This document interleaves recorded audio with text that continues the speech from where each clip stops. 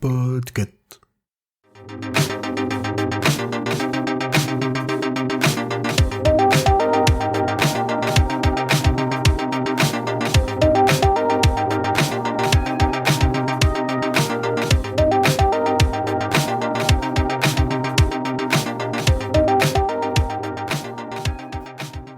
Écran noir. 3 petits pictos, un cœur, une tête de mort et un robot. Puis comme dans les machines à sous de Las Vegas, comme si quelqu'un avait actionné la manette invisible, tout s'en mêle et s'embrouille pour ne plus en laisser apparaître qu'un seul. Ça va ? Ouais. Donne ta main.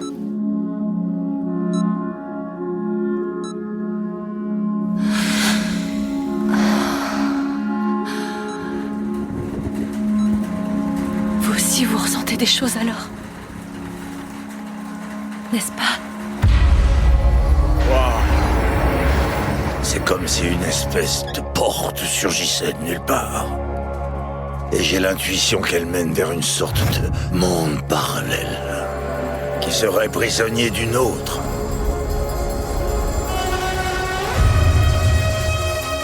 Pourquoi renoncer à tout ça ? Pourquoi ? J'ai passé plus de 218 ans sur cette foutue planète. J'ai vu des choses insoutenables.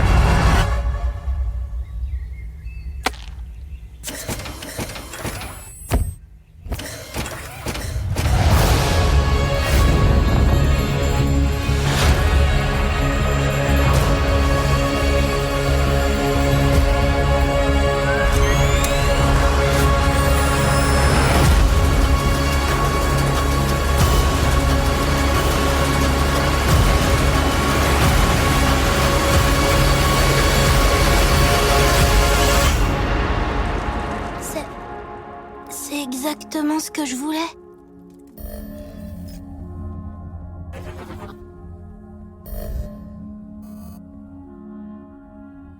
Voilà comment débute chaque épisode de la série Netflix Love, Death and Robots.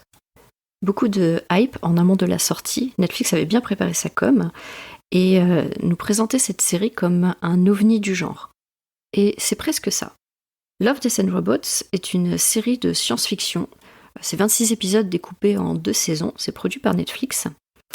Et c'est sorti, donc la première saison en 2019, début d'année, et en mai 2021, cette année, on a eu la suite. Il s'agit plus que d'une série suivie d'une anthologie coproduite par David Fincher et Tim Miller. Alors, en termes d'anthologie, ça nous rappelle les livres qu'on avait il y a quelques années, des recueils de nouvelles de science-fiction. Donc, c'était pas une grande saga comme on peut connaître aujourd'hui dans The Expanse ou autre. C'est vraiment des petites histoires qui pouvaient faire de 2 à 50 pages. Et là, on est sur le même format. Donc, comment ils en sont venus à travailler ensemble ? Alors, David Fincher, pour rappel, c'est celui qui est derrière Seven, Benjamin Button, la série Mindhunter ou encore House of Cards, donc quelqu'un qui n'en est pas à ses débuts.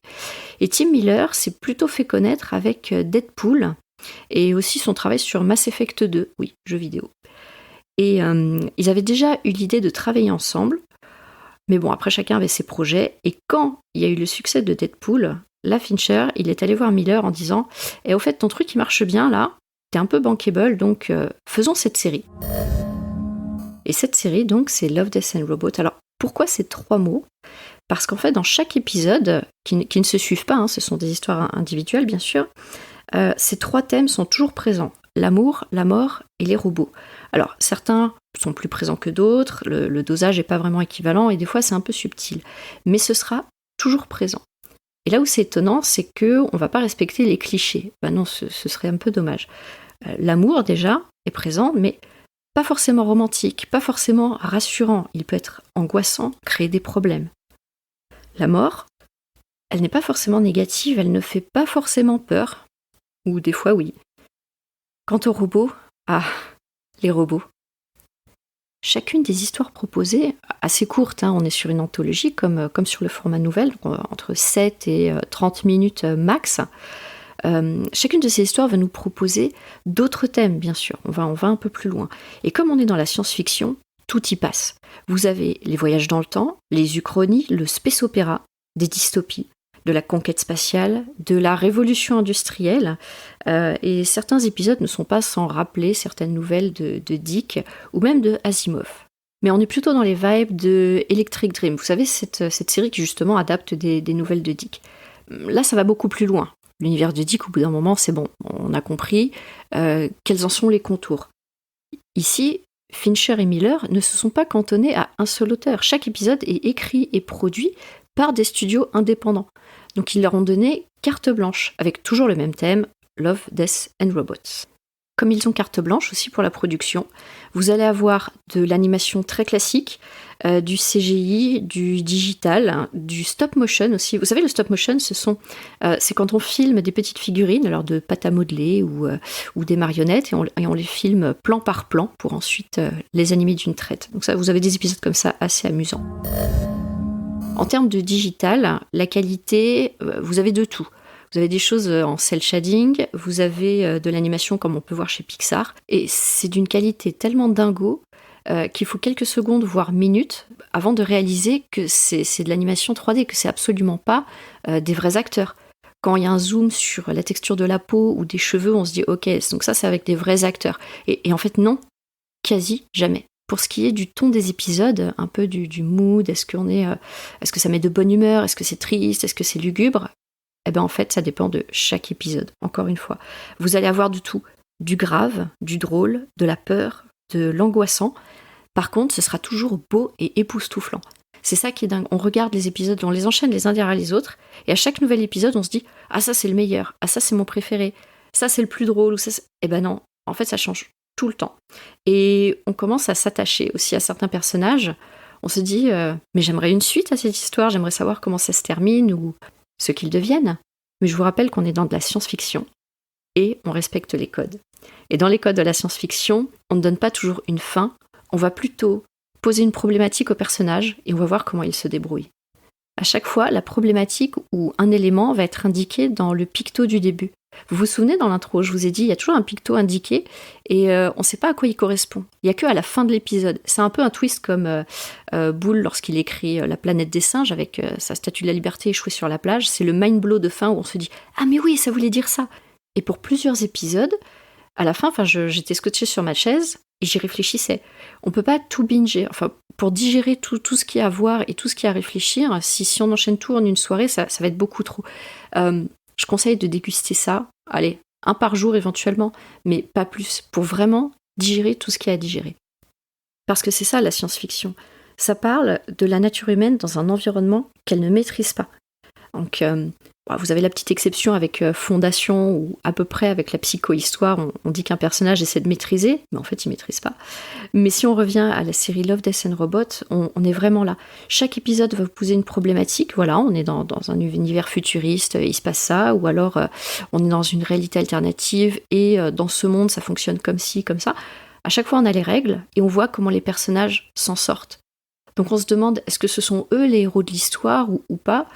Est-ce que c'est la techno ? Et ça, c'est le propre de la SF, c'est de nous interroger sur la nature humaine. Et c'est là où je trouve que ça reste actuel, c'est que tant que notre nature humaine ne changera pas, tous les thèmes abordés et la façon dont les personnages les gèrent, ça ne changera pas. C'est actuel aujourd'hui et ça peut bien vieillir. Je pense dans encore 50 ans, ces épisodes seront toujours autant d'actualité. Sans trop vous spoiler, vous verrez des mondes se construire dans un congélateur, vous verrez des démons renards devenir mécaniques, vous verrez des usines prendre forme et prendre vie, vous verrez également des robots essayer de découvrir leur origine, vous verrez énormément de choses. Mon préféré, puisque j'ai réussi à en avoir un, c'est Zima Blue, ou le bleu Zima, qui est en fait la couleur bleue qu'on met sur les carrelages au fond des piscines. Et donc là, il s'agit d'un artiste qui aime tout peindre en bleu, et à la fin, on va découvrir pourquoi. Et pourquoi, encore une fois, super twist de fin. Enfin, chaque épisode est comme ça, mais celui-ci m'a vraiment beaucoup touchée. Je l'ai trouvé très poétique. Le dessin me rebutait un peu. Et même là, à la fin, on s'est dit, mais non, c'est exactement ce dessin-là, cette direction artistique qu'il fallait pour présenter cette histoire. Que ça aussi, j'en ai pas trop parlé, puisque j'ai juste dit que la direction artistique était libre, et selon les auteurs, ils avaient carte blanche, mais à chaque fois, elle sert le récit. On n'a pas été mettre une histoire et puis bon bah voilà, on va réaliser un dessin animé ou on va faire de l'animation 3D parce qu'on a le budget ou c'est pour faire plaisir. Non, non, ça sert toujours le propos. C'est assez incroyable.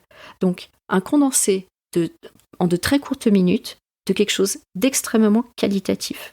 Et encore une fois, ça dure pas longtemps, donc si vous êtes dans les transports, le trajet du métro, vous avez de quoi regarder des épisodes, ça dure pas longtemps, donc ça pèse pas lourd, et dégustez-les, parce que je vous assure que ces 26 épisodes, ils passent très vite, et on en redemande.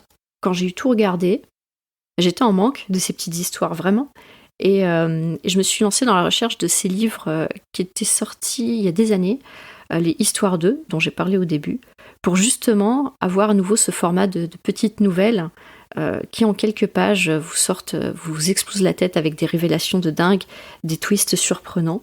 J'y trouve mon compte, mais les images qui vous en mettent plein les yeux, ça manque quand même.